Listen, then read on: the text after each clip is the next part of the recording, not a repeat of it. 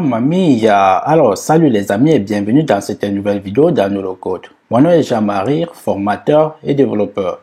Alors, dans cette vidéo, je vous invite tout simplement à découvrir une astuce assez fabuleuse que j'ai trouvé intéressant de vous la montrer. Donc là, j'étais en train de travailler au niveau d'un projet. Il était question pour moi de certifier mon application vu que j'utilise Firebase comme un système backend. Pour ceux qui ne connaissent pas, Firebase, en fait, c'est un système back-end qui vous permet réellement de dialoguer avec les bases de données. Alors, pour ceux qui en ont marre du back-end, vous pouvez réellement utiliser Firebase histoire de faciliter votre travail. Donc, généralement, lorsqu'on parle de développeurs côté application, il y a des développeurs front-end qui développent le côté client ou bien le côté navigateur et les développeurs back-end qui dialoguent avec les bases de données. Généralement, ce sont eux qui créent des API. Mais si vous avez des compétences au niveau du front-end, vous pouvez utiliser Firebase comme un système back-end. Donc également, c'est ça que je suis en train de faire actuellement.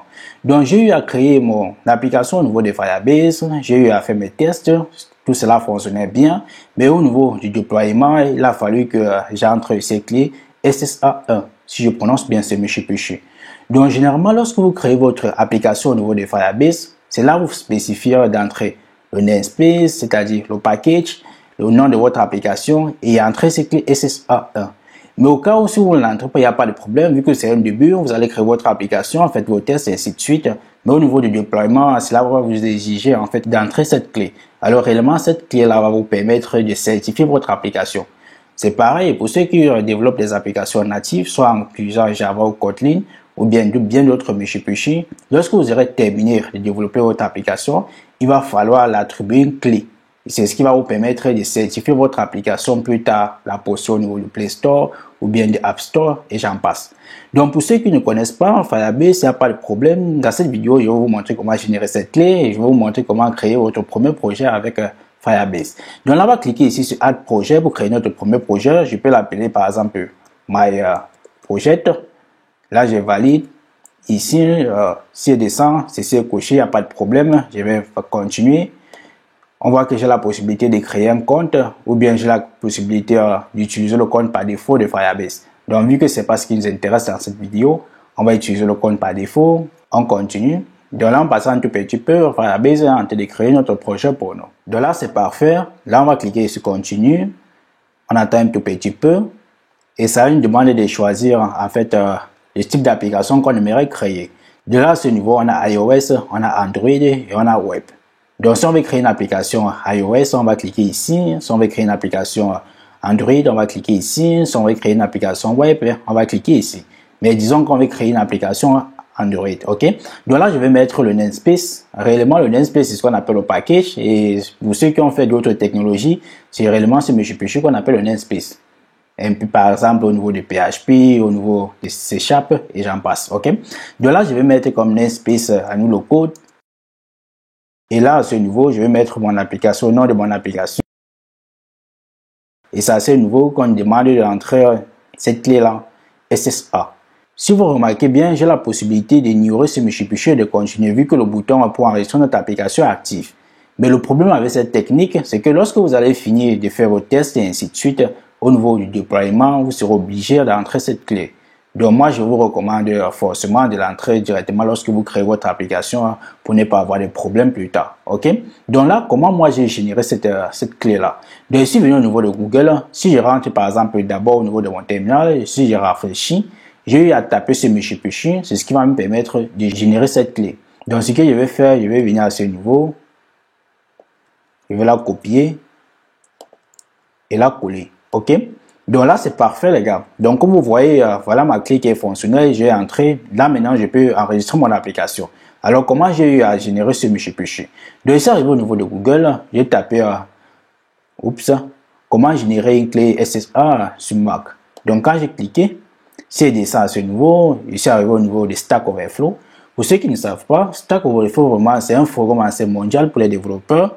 Donc, si vous avez des problèmes, n'hésitez pas à aller à ce niveau-là. Créez votre compte et postez votre problème. Donc, généralement, vous allez vous rendre compte que le problème que vous avez, d'autres personnes l'ont eu auparavant et ont posté et ont reçu des réponses assez positifs. Donc, réellement, c'est notre cas actuellement. Parce que là, on a un problème comment générer cette clé. On a eu à taper. On trouvait qu'il y a quelqu'un qui a eu à poster ce Michipichi et il y a eu 17 réponses. OK?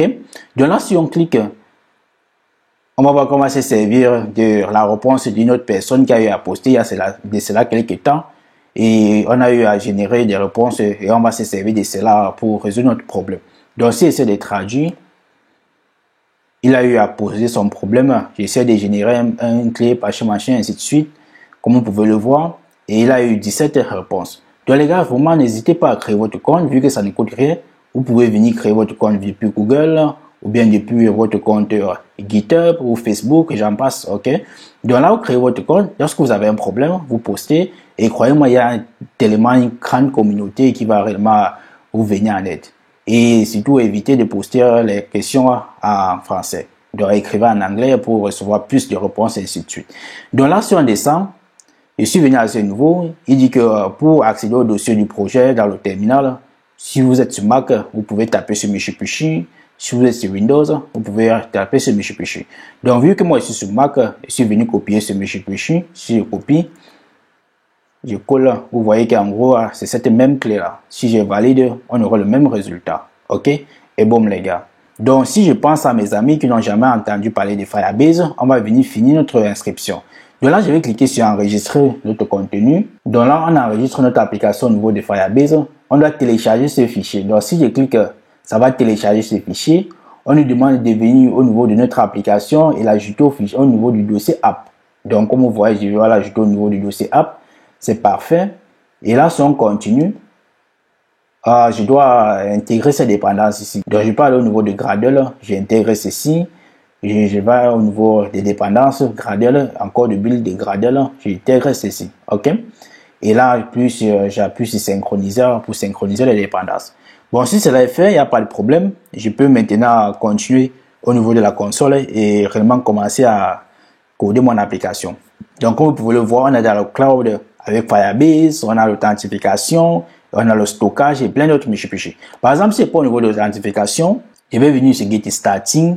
Déjà, vous pouvez voir qu'on a la possibilité de s'authentifier via le téléphone, c'est-à-dire via la confirmation par message, via Google, via Play Game et beaucoup d'autres Mishipishi, ok? Donc, vous voyez que c'est nice, les gars. Vous voyez que c'est un peu facile. Mais vu que cette vidéo a été faite pour générer la clé, je n'aimerais pas tellement entrer dans les détails. De cela, portez-vous bien, c'était une take care. Surtout, n'hésitez pas à partager la vidéo et vous abonner également pour ne rater aucune des prochaines vidéos. Peace.